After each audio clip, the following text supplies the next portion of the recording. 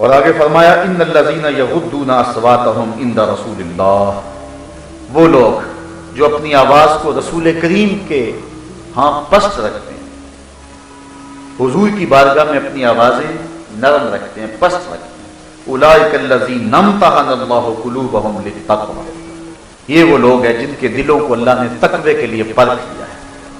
تقوی کی علامت کیا ہے؟ متقی کون ہے؟ جس کی نمازیں زیادہ ہیں، جس کے روزے زیادہ ہیں، جس کی عبادت کا طول و عرض بہت سارا ہے، جس نے حج اور عمرے زیادہ کیے ہیں۔ اللہ کہتا ہے جو میرے محبوب کا ادب کرتا ہے اس کا دل تقوی کے لیے منتخب ہو گیا۔ یہ سیدھی سادی نشانی سمجھ میں آ گئی۔ متقی کون ہے دیکھنا ہے، متقی کون ہے؟ حضور کا نام سن کے جسے ٹھنڈ پڑ جائے سمجھو متقی ہے۔ حضور علیہ الصلوۃ والسلام کا ادب جو ملحوظ رکھے وہ متقی ہے۔ ادب پہلا کرینہ ہے محبت کی کرینہ۔ بلکہ شہر اقبال میں آیا ہوں تو اقبال کی بات بھی تو یہاں کرنی چاہیے۔ اقبال سے پوچھا گیا کہ دین کیا ہے، دو لفظ ہی بتاؤ دین کیا ہے۔ ایک تو تھا 3 گھنٹے کا خطاب کیا جائے کہ دین یہ ہے، 600 صفحات کا مبسوط مقالہ ہو کہ دین یہ ہے، لیکن اگر 2 لفظوں میں پوچھنا چاہو کہ دین کیا ہے تو اقبال کہتا ہے دین سراپا سوختن اندر طلب، انتہائش عشق آغازش ادب۔ اگر 2 لفظوں میں تشریح پوچھو نا دین کی کہ دین کیا ہے تو اقبال کہتا ہے طلب یار میں جلنے کا نام دین ہے۔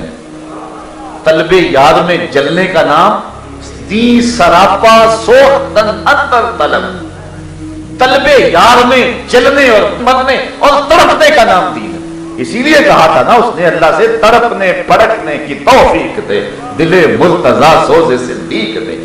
بجھی عشق کی آگ اندھیر ہے، مسلمان نہیں خاک کا ڈھیر ہے۔ عشق نہیں تو کچھ بھی نہیں ہے، عشق ہی ابتدائے ذات، عشق ہی انتہائے ذات۔ عشق نہ ہو تو شرف دی بت کدا تصور ہے، کچھ بھی نہیں پلے بچتا اگر عشق نہیں ہے۔ یہی حرارت ہے، یہی جذبہ ہے، یہی سب کچھ ہے۔ تو اقبال کہتا ہے دین کیا ہے؟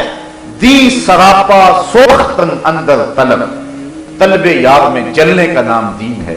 انتہائش عشق آغازش ادب، ادب سے دین شروع ہوتا ہے، عشق پہ ختم ہو جاتا ہے۔ تو یہ ہے دین اور یہ ہے دین کی تشریح۔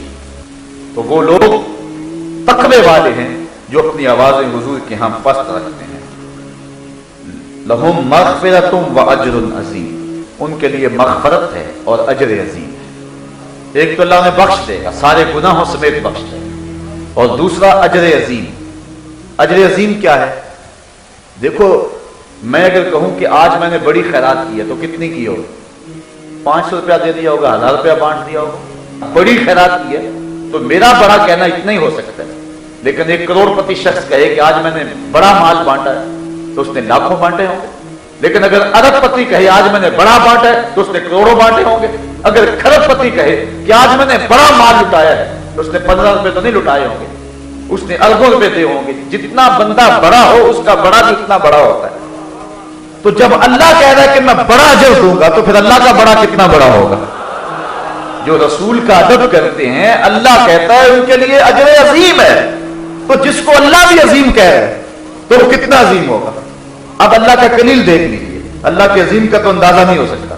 کل بتاؤ دنیا کلیل، اللہ کہتا ہے محبوب دنیا کا سارا سامان اللہ کی نظر میں تھوڑا ہے، سارا 7 بر اعظموں پہ پھیلی ہوئی کائنات، سمندروں کی تہوں میں پھیلے ہوئے موتی، پہاڑوں کی کوکھ میں چھپے ہوئے خزانے، لوگوں کے پاس مالیاتی اداروں کے پاس سرمایہ، جو کچھ دنیا میں ہے اللہ کی نظر میں تھوڑا ہے، لیکن محبوب کے ادب کرنے والوں کو جو اللہ عطا کرے گا وہ عظیم ہے۔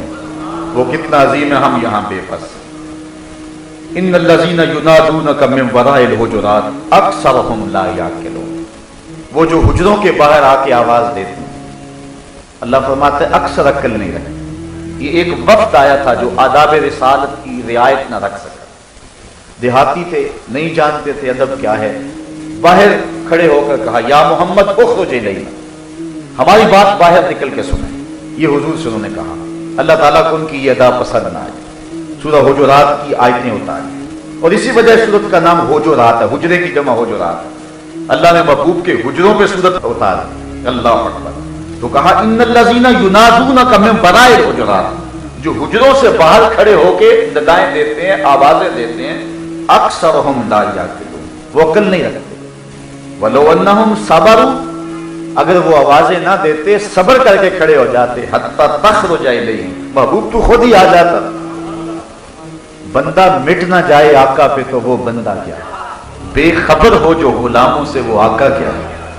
गुलाम आए थे, नबी को पता चल गया था कि गुलाम आए, सब्र तो करते, नबी खुद ही तशरीफ ले आता। यहां तो लफ्जों का सहारा लेने की जरूरत ही नहीं होती।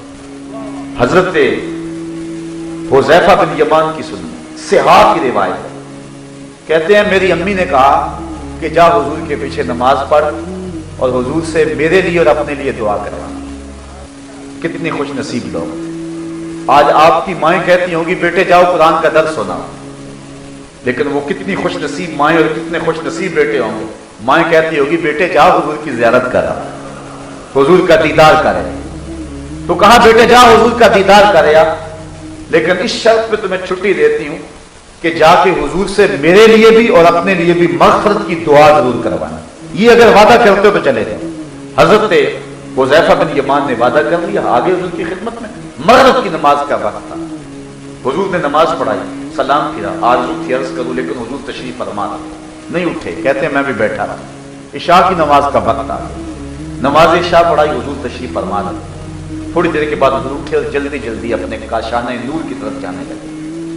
मैंने सोचा कि माँ का पैगाम तो देना रह गया, माँ ने तो मुझे इसी शर्त पे छुट्टी दी थी कि जा हुजूर से जाके मेरे लिए और अपने लिए दुआ करवाना। माँ ने पूछा कि बेटे दुआ करवाई और हुजूर से तो क्या जवाब दिया? मैंने माँ की खिदमत को भी छोड़ा और आया और दुआ भी नहीं करवाई। कहते मैं जल्दी जल्दी हुजूर के पीछे चला। जब मैं हुजूर के पीछे चला तो हुजूर हुजरे के करीब पहुंच के पलट के देखा, कहा कौन है? हुज़ैफा है। मैंने अर्ज की हाँ हुजूर हुज़ैफा हूं। कहा माँ हाजा तो कहा गफ़रल्लाहु लका व लि उम्मिका, अल्लाह तुझे और तेरी माँ को बख्शे, क्या काम है मेरे साथ? अल्लाह तुझे बख्शे, तेरी माँ को बख्शे, क्या काम है मेरे साथ? अब हजरत हुज़ैफा कहते हैं मैं जवाब क्या देता, जो काम था वो तो पहले ही हो गया।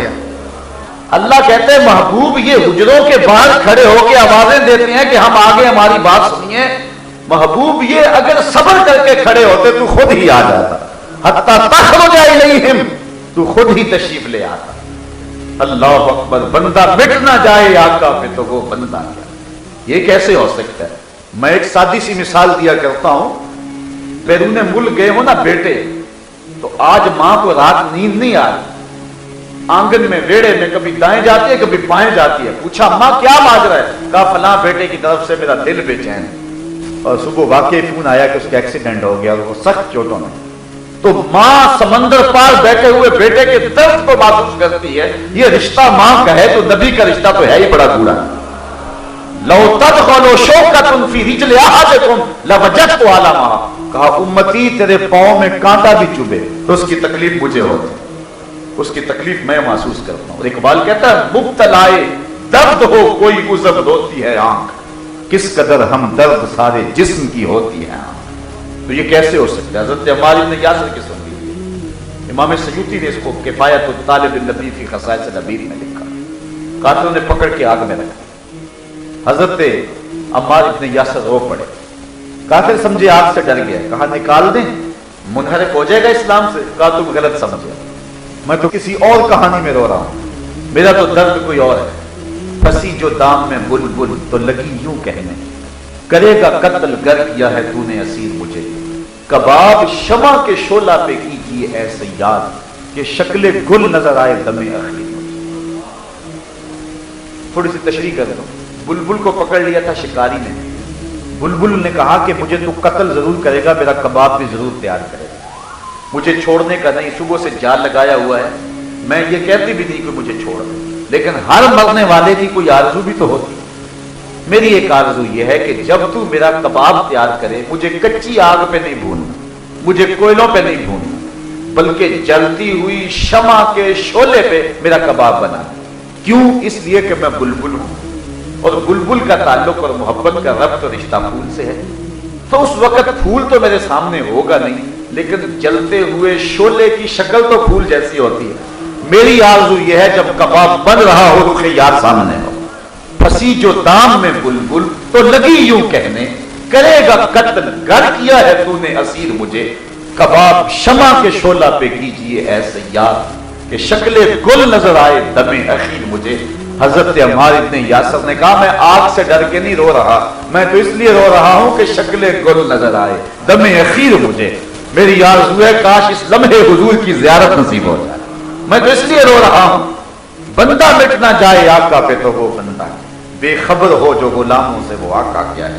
ادھر یہ تڑپ پیدا ہوئی، ادھر حضور تشریف لے آئے، کافروں نے پکڑ کے آگ میں ڈال دیا، حضور آگے بڑھ کے ان کے سر پہ ہاتھ رکھ دیا اور لفظ حدیث کے حضور نے کہا یا نارو کونی بردم و سلامن علی عمار ابن یاسر کما کنت علی ابراہیم، اے آگ میرے عمار پر ایسے ٹھنڈی ہو جا جس طرح حضرت ابراہیم پہ ٹھنڈی ہوئی۔